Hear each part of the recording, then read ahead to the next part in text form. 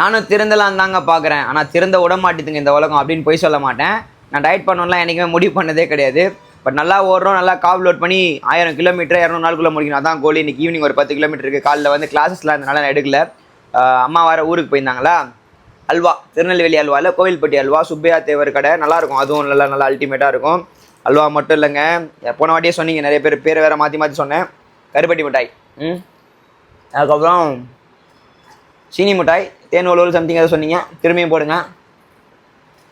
முறுக்கு, சீவல் சூப்பராக இருக்கும். கோவில்பட்டியில் ஃபேமஸ்ஸு கடலை மிட்டாய் தான், அல்டிமேட் கடலை மிட்டாய்.